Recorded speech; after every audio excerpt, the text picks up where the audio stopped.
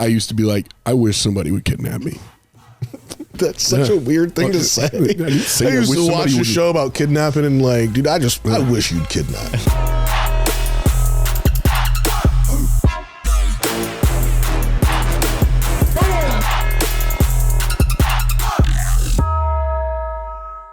Hello, everybody. Welcome back to Full Belly Podcast. My name is Matt. I am your host, and I'm super excited to have you guys here for another episode. We've got some amazing people.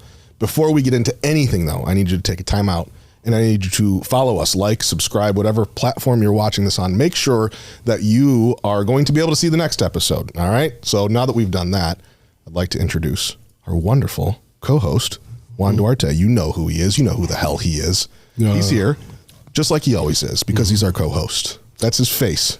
Next to my face, also next to his real face. That's him. Yeah, they did me kind of dirty on the sideburns here. Am I that gray?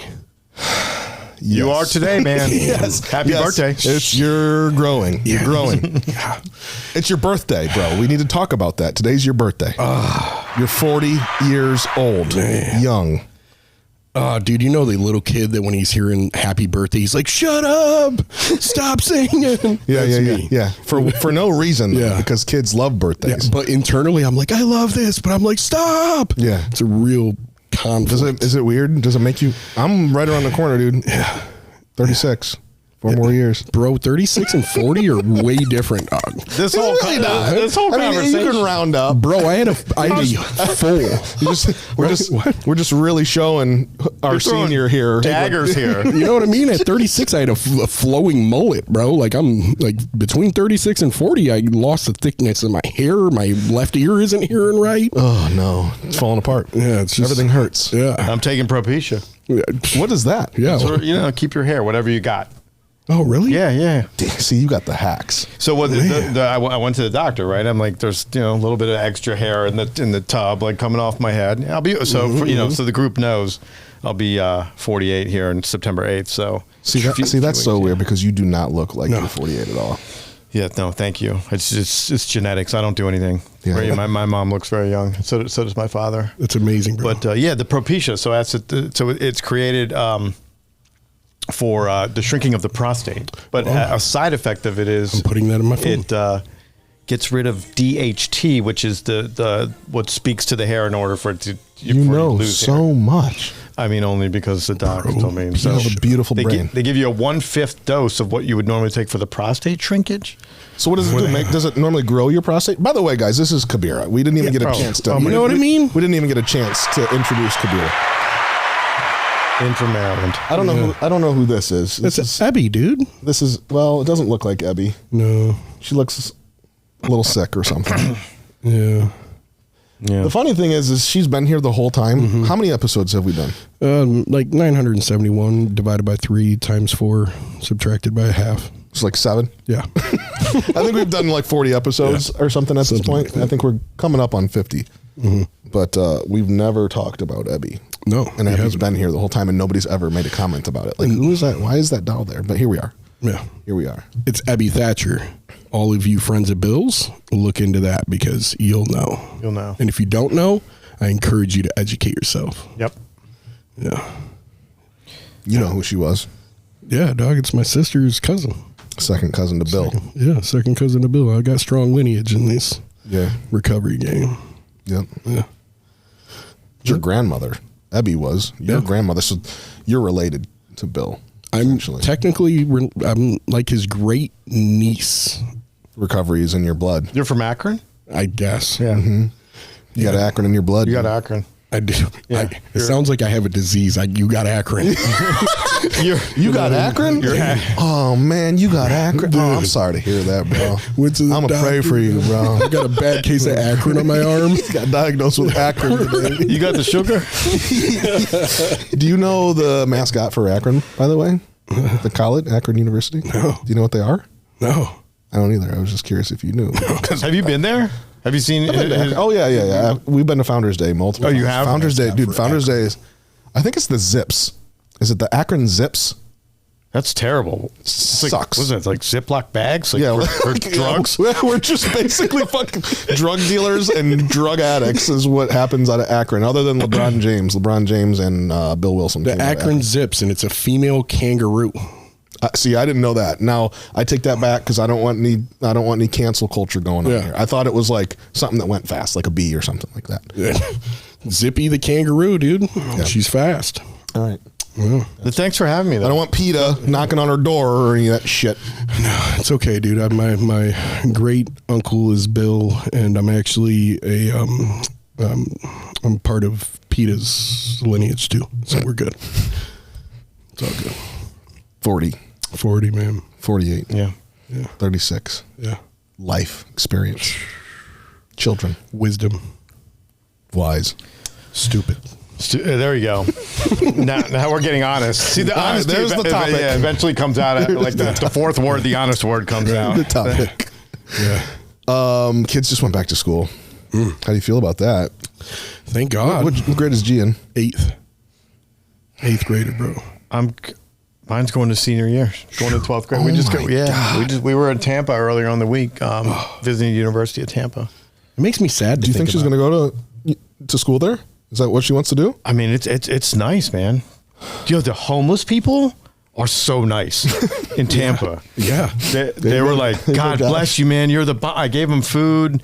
In DC, like, I'm from in Maryland. But by the way, guys, thanks for having me out. I tried to thank you guys before, but you were stuck on Akron. I'm sorry. Yeah. I'm sorry. We were going to get to that. Yeah.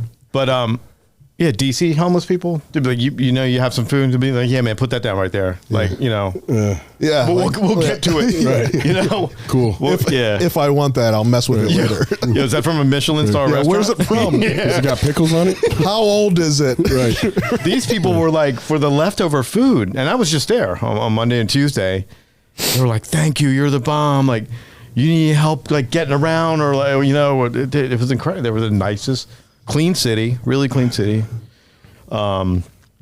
Yeah, University of Tampa. I don't know if I've ever Their been to business Tampa. school is rated higher than Harvard. Really? Yeah. Is that I what mean, you they're telling us this information. I would like to think they're not lying. They just made it up. It's completely made Yeah, up. they're just like making up stats. So you According to our professors, we have the best business school, and it's better than Harvard. Yeah. And then they were talking Voted about by 3 students that fucking failed out last year. and they were using this language I'd never heard. Like, a lot of these universities, because it's my second college tour with her. Where else did she go? University of Miami. Okay. Which scares me a little. Gainesville. Yeah, but so like in University of Miami, they'd say most of our 98% of our faculty have PhDs, right? And so at Tampa, they're like 98% of our faculty, and that's this is sort of are terminal in their area of expertise. I'm like, they're all dying. Like what? No, like, why would you tell us this is so sad. But it's like I'd never They're just heard guilt this. tripping you into coming Yeah, to school. I'm the old man here. I've heard a lot. I'm the old man out of the 3 here. Like, you've heard a lot by the time you're almost 48. Right. I've never heard anyone say that's the first that time. they're terminal in their area of expertise, which means they've gone as far as they can go. Okay. They have the highest certification. Ooh. Wow. Yeah, but they kept saying it. I'm like, this is sad. This is sad.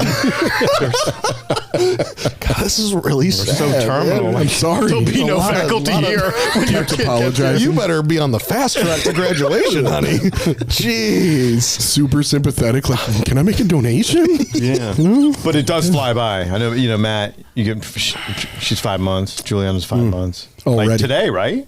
The 23rd, yesterday she was 5 months. It's just crazy. Yeah, and I mean, at the risk of sounding like my dad, I remember it was just like it was yesterday, man. She's in the booster seat, and then just now she's driving, college, all that. I've got a couple people here at the office that are expecting, and they came to me. They wanted to set up meetings. So can I set up a meeting? Just 15 minutes. I just want to talk with you.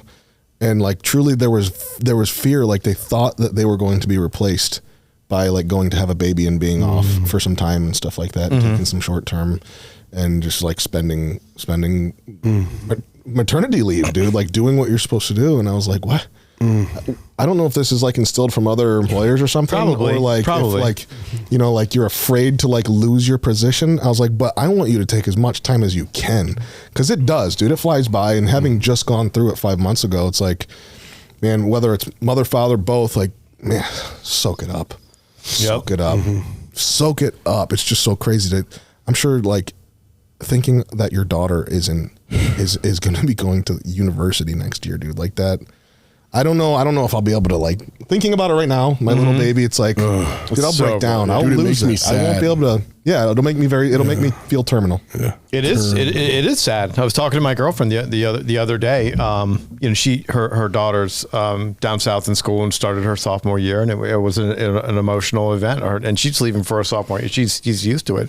And then we were both talking about. I only have the one, but her second child, her son, is same age as my daughter, so he too will be going to university in a year, and we're talking about how we'll be going through that at the same time. And it was, I don't see her shed tears that often. She's a strong lady, and it's emotional, and I know it's coming. So when I think about my recovery and all the things, it's been good. A little bit over 12 years, clean, sober. It's a lot of it's been calm. There's been a lot of gifts. We've you've seen a lot of it. You guys have seen a lot of it, and so a lot of the gifts that have taken place for all of us. But parents getting older. My dad's going to be 85 this year. Yeah, man, it's stuff's coming. Life, dude. Yeah. Life is it's just so cool to see it all happen too, and watch it, and like be able to experience with our friends, seeing all these things happen. It's just so scary, honestly, to think about that, though. Because, I'll think about Juliana, like, just getting in the car. Right. To go to the, a doctor's appointment. It just makes me nervous, bro. Like, it makes me nervous to think about her on the road. She's safe at home. Taking her out, and then to let her go. Like, that really does mess with me right now. I don't know why I'm staying stuck on it so much. Right now, what's it like for you to, I don't want to label it or describe it for you, but I guess it's like a little bit of a redo. So let me talk about myself. For me, I didn't get sober. I didn't get clean until my daughter was 3. I went into treatment when she was 3. So a lot of that I missed. I don't know. Do you like get it? Like, is there like a redo for you a little bit? So yes and no. I was clean when Jackson was born. Okay. And when I say clean, I wasn't shooting heroin. Right. I was still drinking, but like manageably. Like I wasn't like full all the way back out there again. I was drinking. I don't know, on the weekends. Like truly, I was just or like a glass of wine with my wife at the time. So it wasn't like out of control shit. I had my own lawn care business. It did really well. I'm breaking what stuff. just happened there. And like I would randomly snort some coke or like smoke some pot or some shit like that. So it wasn't anything bad. But then after Jackson was born, about a year after he was born, I ended up like going back to dope and very quickly lost him. Like very, very quickly. Like actually, so I think I was using for maybe 6 months or so under my wife's nose. And when she found out, the same day, dude. The same day she left. At the time I had the lawn care business. And dude, I was cutting grass and like literally doing spring cleanups, but I got a Groupon deal. I put the business on Groupon and it hit. And that year I made like 85 grand in, I don't know, a half of a season or something like that, like 4 months or something. And so I was like really excited at the time. I was like a year clean. Hell yeah. I was like, this is great. Dude, That's like $1 million. Yeah. Seriously, dude, I was so happy. I was like, dude, this is fucking great. Like I'm meant for this. I'm a man. I can take care of a wife and a family and all this stuff. And then I relapsed and that shit was gone so fast, bro. I went through $85,000 in like, I don't know. It was probably 4 months. Man. And then granted paying bills and doing all the other stuff too, but then like started selling the truck and the lawnmower and the trailer. Everything's gotta go. My business was gone. And so my ex, I had met her in the rooms and she was like starting to see signs. I don't know how she didn't see them earlier, but she came home one day and I think she had been following me. So she came home and confronted me and she was like, I want you to log on to the bank account. And I was like, fuck. Because it was like, there was probably like $7 left in there. Like literally $7. She's like, I want you to log on to the bank account. Something's not right. And I was like, I think I forgot the password. And she's like, well, reset the fucking password. We're logging on to the bank account. And she did it with me right there. Logged on. She saw that there were $7 and she said, fuck you for ruining our family. She picked up Jackson and walked out. And that was it. Like there was never talking. There was never an attempt. She filed for divorce the next day. I sat in the parking lot. We were living in like this condo Association.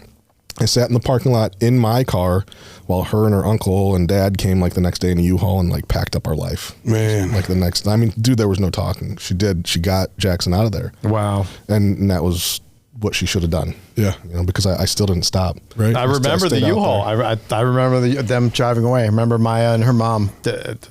Maya wasn't driving. Her mom was, like maybe somebody else was. I can't remember. I remember the U-Haul pulling off. I remember.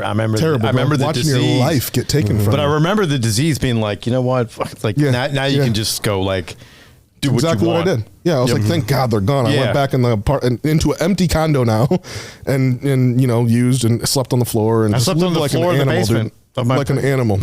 There was a bedroom upstairs for the bed. I used to sleep in the basement. Just better down Black here. sheet over the sliding glass So door. crazy. So crazy that Yep, it is. So life is so much better now, and thank God for that. I'm just so happy you're here from Baltimore, from DC. Dude. Thank you. You flew in this morning. Yep.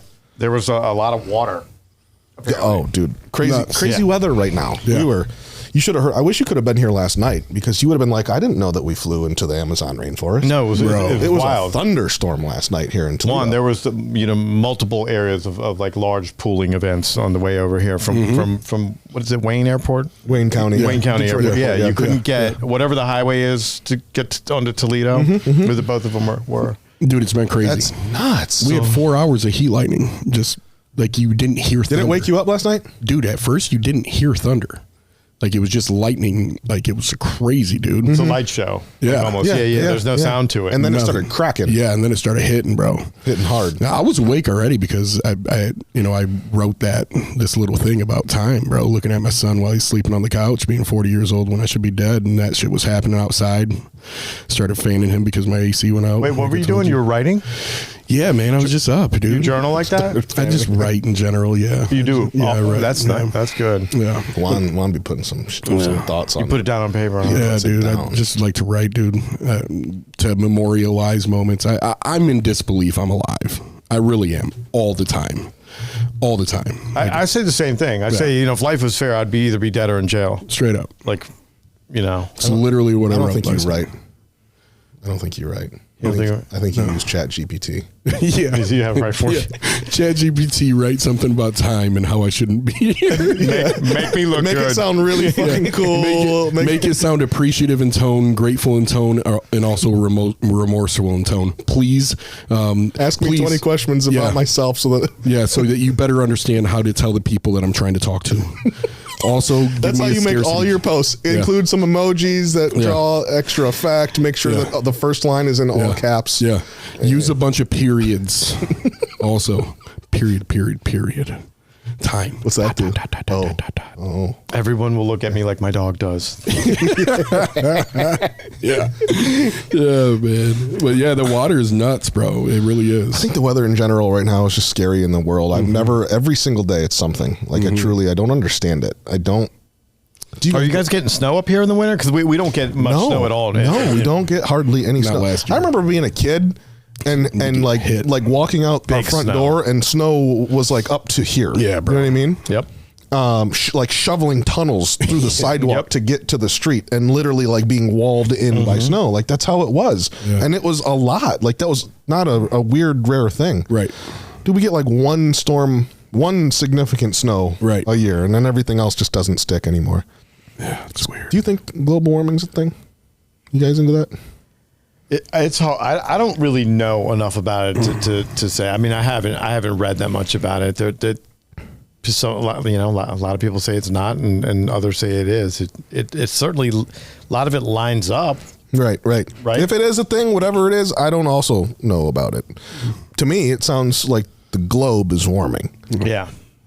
And I can ask my I would uncle. say the globe's pretty fucking hot right now. Yeah. My uncle knows. He's actually the one who wrote the initial introduction on global warming. Which one? Which uncle? Bill? No, not Bill. So Bill's brother, Devlin Durbinchak, is in underground. He's so either way, I can find out for you. Okay, got you. Yeah, let me know. Let me know what Devlin says.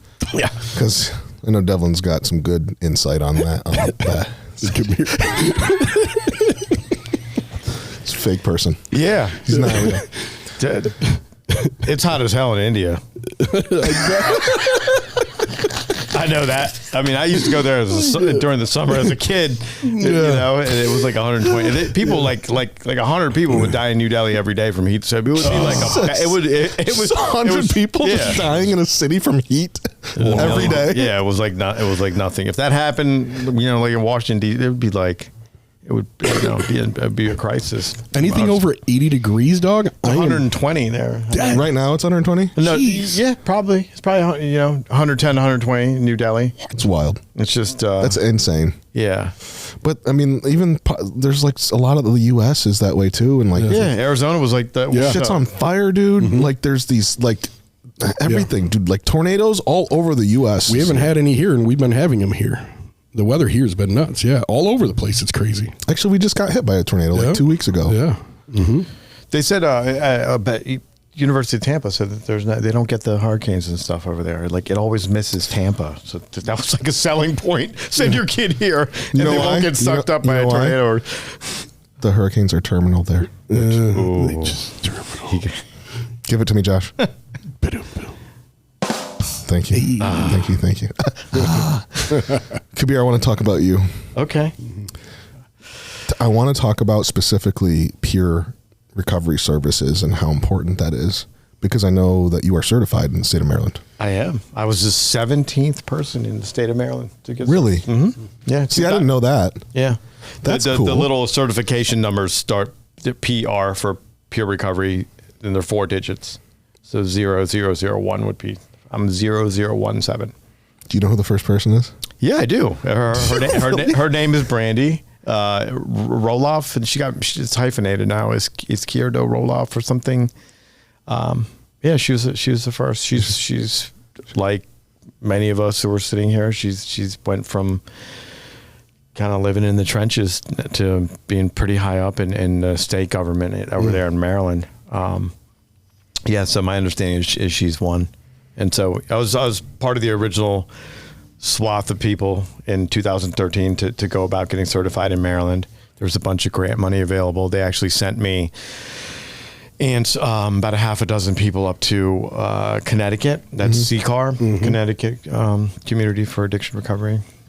And so I got trained by master trainers up there that developed the curriculum for that generally do the recovery coaching tracks everywhere else. Art Woodard and Phil Valentine are the two. Wow. And so I got trained under like what some people in this realm consider gurus. Wow. Mm-hmm. So how long is the training like that? And what is peer recovery services in general? Because I know every state calls it something a little bit different. So if someone's watching, what is it? Yeah, recovery coaches, certified peer recovery specialists, widely known as recovery coaches. And so there's a 5-day course. My understanding is they've condensed it to 4, same curriculum, but the way I took it was a 5-day introductory course. And you could call, a lot of people come out of that course and calling themselves a recovery coach, and you can. I personally believe there's a lot more work that needs to be done after that.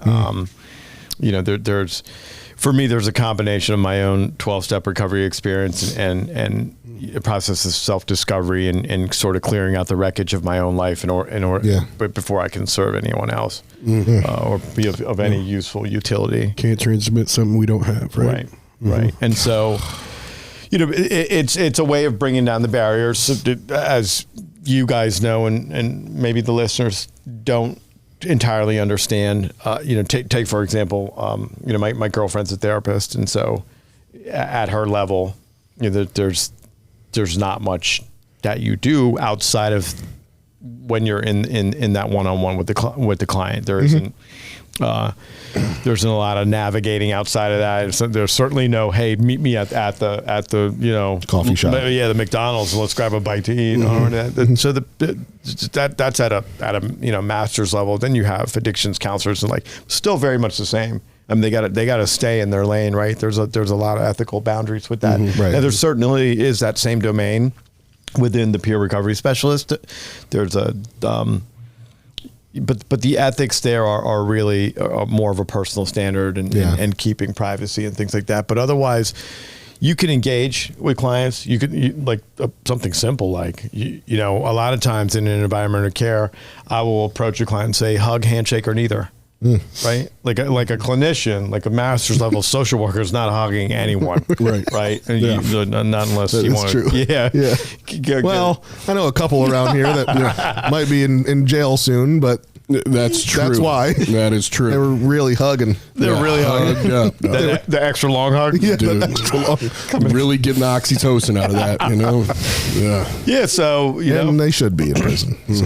And it gives the client or patient, whatever we choose to describe them as, a choice in the matter. Hug, handshake, or neither. I've never gotten it either. It's always hey, handshake or hug. A lot of times, most times, who doesn't want a hug, right? Yeah. And and so, a lot of, you could almost liken it, not exactly the same, to like a sponsor in 12-step recovery. A lot of navigating. We consider ourselves resource brokers. Hey, I'll meet you down at social services. Again, your therapist is not going to meet you down at social services to help you get on food stamps. And I used to do that, and I used to do groups at the homeless shelter and things like that. And so, that's, and then outside of all that, it's quite a, I happen to have gone to undergraduate and followed the momentum of getting out of high school and just going to University of Maryland College Park and like I barely made it, but I did. The using was taken, all sorts of stuff. So I knew I wasn't cut out to go back to school. I admire guys like you that go back and are You're like, Matt's like, dude.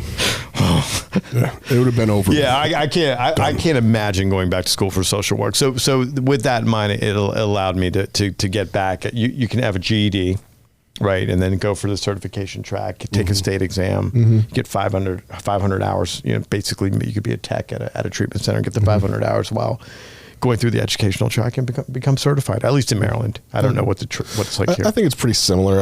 I think it actually might be a little bit more shortened and condensed into like a day and possibly even online.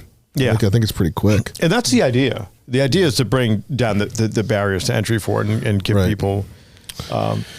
just hearing you talk about it though, like going with somebody to do that work, meeting somebody there where, you might have a case manager, somebody else point you in the direction, but early on, like being overwhelmed at like the BMV, right? Like, dude, I ain't even going to go do that. Like, I get it. Thank you for giving me the information, but like making that happen, like, nah. Yeah. It's important stuff, man. Yeah. But if somebody does it with me, I remember when it first came out. What year did you say? 2013 is when I started, but it's like, and then I started doing groups in a place called Outpatient Addiction Services for Health and Human Services in Montgomery County, Maryland. Just like you guys do here at Team Recovery, you allow the clients to have a voice in there, and they select their groups and go to sign in and stuff. So we had that at Outpatient Addiction Services, and me and the other peer specialists, we had a psychologist that would sit in the corner because they needed that for compliance, but he didn't really participate a whole lot. And our group became so well attended that the therapists, the actual clinicians, there was like an uprising because our group had so many attendees in it. Our men's group, we had a men's group, and so basically, the therapists like this is unfair. Like, who are these guys? They're not even they don't even have the education level. That whole, you guys have heard it before, right? And it doesn't. Education certainly has its place, right? And therapists have their place, but to be able to reach people when they're in the beginning, there's. I don't need to tell you guys, right? Like, to be relatable, to have the stories, like. It's huge, dude. It's huge. It's huge, and I'm so glad that they like are pushing the initiative. I think that almost similar to like where. There was a shortage of doctors, and I don't know when like nurse practitioners became a thing, but like having somebody that was a provider and that could prescribe without becoming a doctor, you know what I mean? Like, they needed more people. There was a shortage essentially of the people that they needed to do those things. And then CDCAs was essentially the same thing. I don't know what the equivalent would be in Maryland, but someone that facilitates groups. Yeah, does CACADs is what they call them. Yeah. Wow, that's intense. It's a little too much. They should condense that a little bit. But it's the same concept because CDCAs can do all the same stuff, and they can even bill under the rate of the LSW or whatever social LCDC or whoever it is, and provide therapy and do an assessment. They can't diagnose, so some stuff can't be done, but.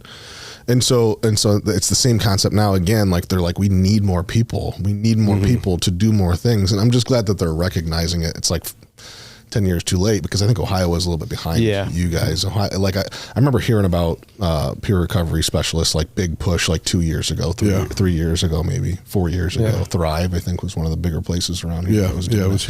And everybody else was like, this doesn't make any sense. Yeah. It's like if you have the volume, depending on what you do, it makes perfect sense. It's just weird though, because like Medicaid in Ohio will pay for peer services, will pay I think it's $1.84 every 15 minutes. So literally like less than $8 an hour.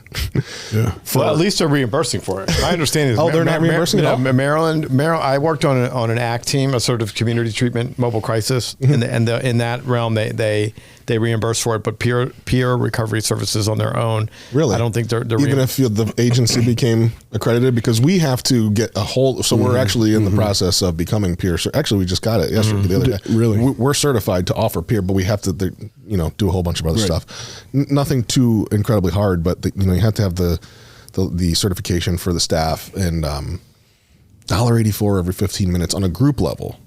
On a group level, and they run the fire groups, right? And they do. A lot of times they are the best groups, but this is above and beyond. This can happen at nighttime. This is like not your IOP. This is not anything else. This can happen anywhere, right? Like at jobs and there's another highlight there. That's the difference, right? Yeah, and that's great. Yeah, like that's so good. Anytime, any place, a peer specialist can step in. Like psychotherapy, 101. It has a huge benefit. There's a lot of work, trauma-based work that needs to be done there. I don't have any expertise in that. Right. And I think like us, like being people that I subscribe, and my life is built around the 12 steps, and I believe in a man armed with the facts about himself and has a real solution can do in minutes or hours what it would take months or years for other people to do. We can secure the confidence of people and encourage them, and we can streamline that process. We're not trusting people. I love that so much. You know what I mean? I love that. Yeah, bro. Like we pierce that veil, and we do that quickly, and so it's just great, that we have that thing about, you're a drug addict too. I'm a drug addict. Like, come on. Let's go. Come on. Let's get it together. Yeah. Let's get it together. I get it, bro. I get it. Oh, you lost your kid? Yeah. Yeah, well, me too. You know what I mean? There's a particular 12-step fellowship that has that written in the opening remarks in the literature. The therapeutic value of one addict to another is without parallel. Yep. Yeah, man. It's true. There's nothing even close. Can't compare. You really can't. Golly. Ooh. Golly. Golly. My daughter's saying something lately. What is it? She says, wow. What? Something from the Diary of a Wimpy Kid, I guess. It's like the Zow. I'm going to look it up now. Zoowowie. Zoowowie. She would say that like, oh my God. Glimpses of her being little. I want to look it up. Dude, I will cry talking about kids every time, dude. Yeah. Zooey Mama? Zooey Mama. Zooey Mama. Yeah. That's what she's been saying lately. In what context? Like something that's crazy, like Zooey Mama. You ate 3 Jimmy John sandwiches today? Zooey Mama. That's it. Zooey Mama. Was it from the Diary of a Wimpy Kid? Mm-hmm. Okay, yeah. I got good. That's so good. My memory's not going yet. Yeah. One of the side effects of Propecia is like you may lose your memory. I'm for it, dude. Take my memory. Give me my hair. Yeah, right? Hair over memory, right? Yeah, for sure. For sure. 100%. I don't need my memory. I need my hair. I don't need in doing peer services, can you give us a story of something that's just been like really impactful, like a moment that you've had with somebody and what that certification has allowed you to do with somebody that's just been like something you'll never forget? Yeah, I was on that mobile crisis team. For the listeners who may not understand or be familiar with what a mobile crisis team is, or an ACT team, a sort of a community treatment team, they're the hardest to reach clients that the mobile crisis team goes out to see. They're comprised of a psychiatrist, social worker, vocational person, peer specialist, It's something else. I forget. It's pretty much like a whole treatment. Yeah, whole treatment. Group. Medical, clinical, peer, case manager, social worker. Oh, and a nurse. A nurse. I missed the nurse. The nurse practitioner usually, and hardest to reach. So this is a mental health services agency that I worked at, a nonprofit, and a lot of times the ACT team would go out to see clients that could not even make it into one of the 3 locations. People living in tents and things like that. So there was a case of a client with comorbidity. So comorbidity is alcoholism coupled with schizophrenia, and so in this case, comorbidities can be anything. You can have dual diagnosis is another way to phrase that, and so. He after a while, after just a few visits, I became the only person he'd meet with on the team, just because what you described earlier on, the relatability. He knew. I explained it, to him, and he knew that I was telling the truth, because there's certain ways that we describe things when we talk to one another, and those of us who've been in a bad way, in the throes of addiction, and that I was having a liter of vodka, every day and a half. Towards the end, and did delirium tremors that came along with that, and everything else. And so just watching that process with them, and seeing that through, and helping facilitate their sobriety, and then of course medication compliance is huge, especially in that. Realm where mental health is huge. Predominant. Yeah, it's usually med compliance, right? I mean, how many times have we seen? Oh man, why'd you stop taking it? Oh, I started. I didn't like the way it made me feel, or I started feeling better. I felt. Yeah, no shit. You start feeling right. The whole point. Right, it's like wash, rinse, repeat, right? And that was a beautiful thing to watch.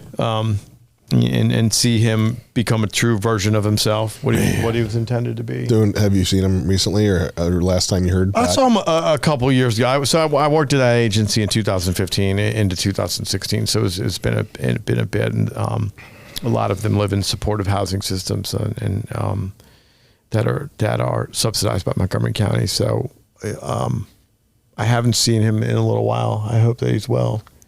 Me too. But, yeah. Me too. But the stories go on, and then there's those ones that are sad too, man. You know what I mean? That just didn't end up well. Yeah, I went to one guy that lived in a tent. He was intent on drinking himself to death, and we found him dead. Damn. He just and that happens too. We know it, right? Yeah. It's so wild, man. We're doing these docuseries. We're traveling all over the country and filming people and interviewing people, and powerful stuff. I've seen that. I've watched them. It's insane, man. It's like, well, I guess it's not insane to anybody else, and I guess the basic concept of it is insane. But like, it's no different than anything that I was doing, or many of us were doing, and just seeing these folks where they're at. I mean, we get to see on this side at Team Recovery and really just in any sort of situation.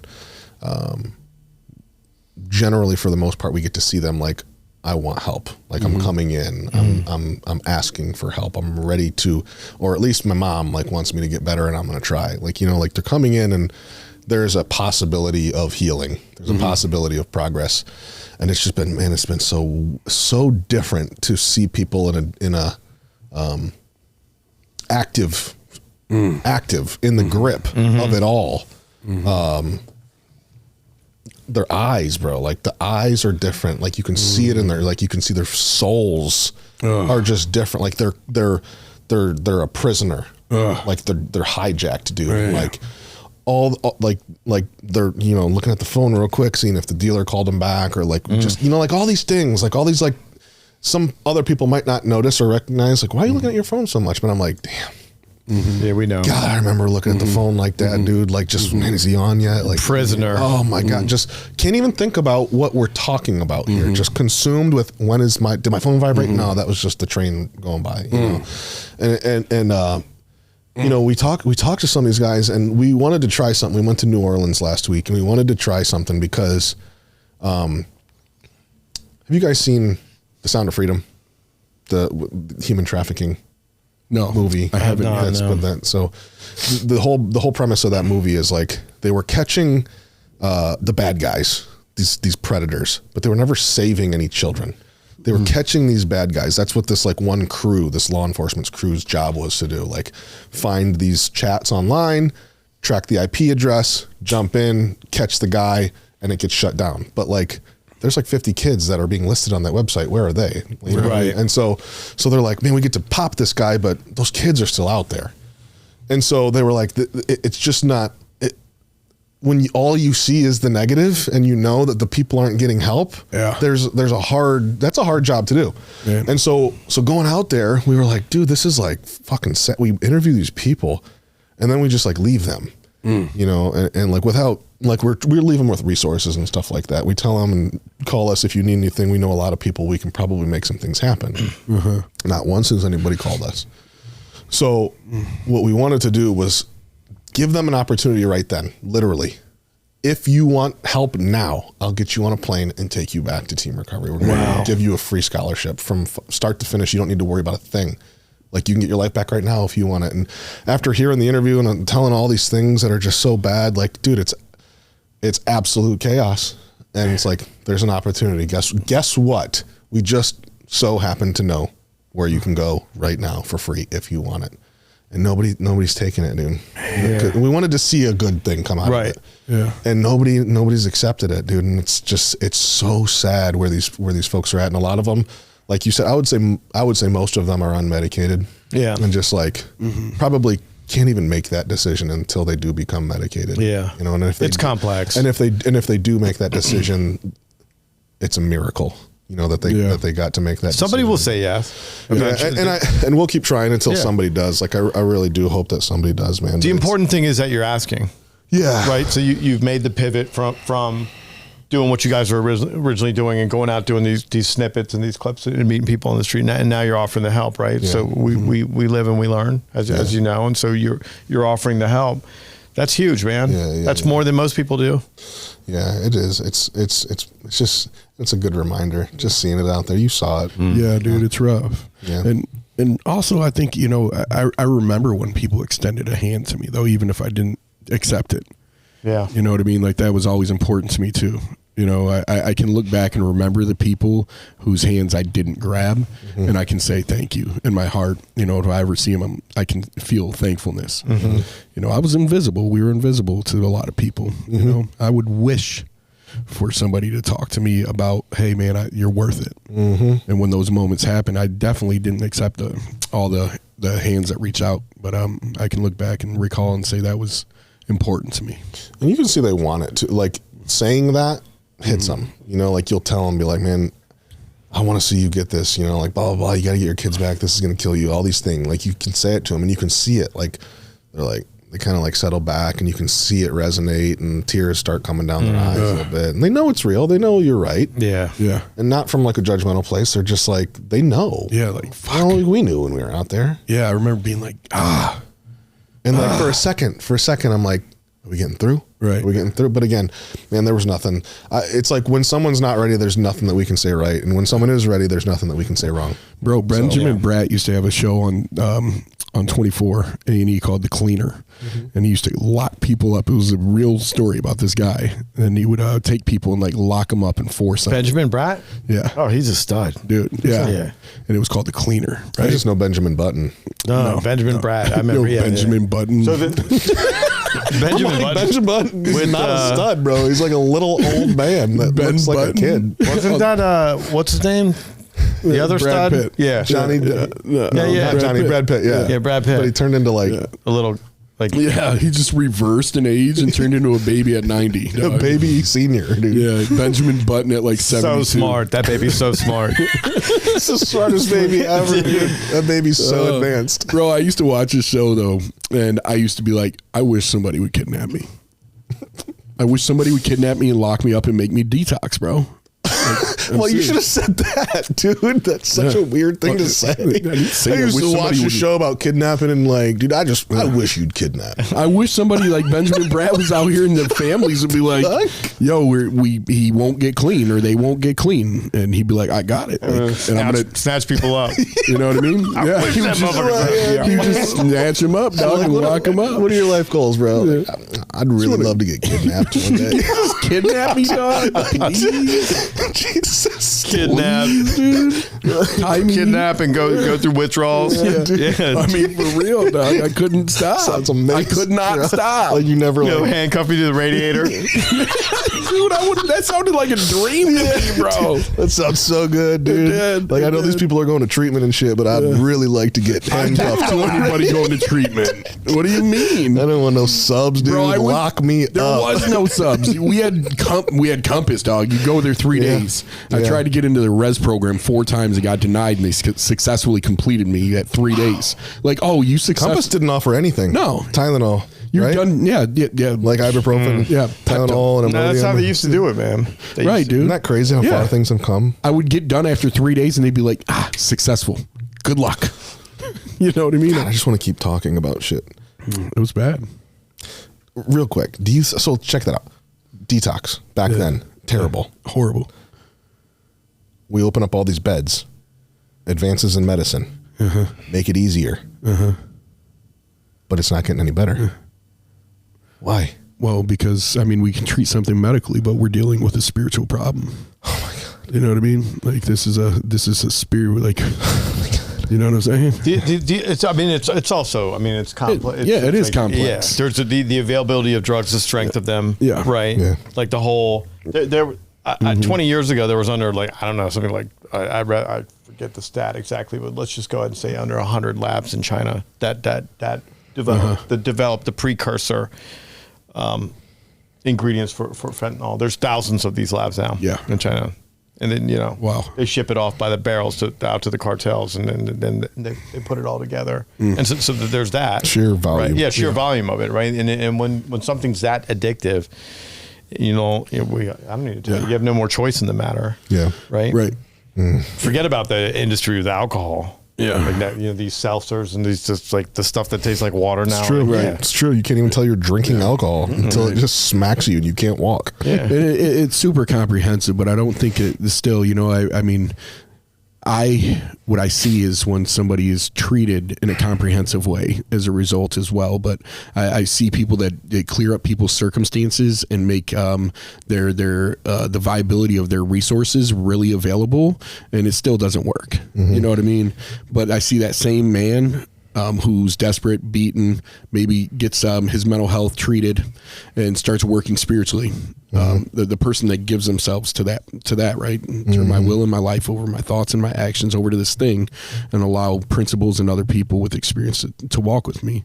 I see people that walk, man. And stay walking.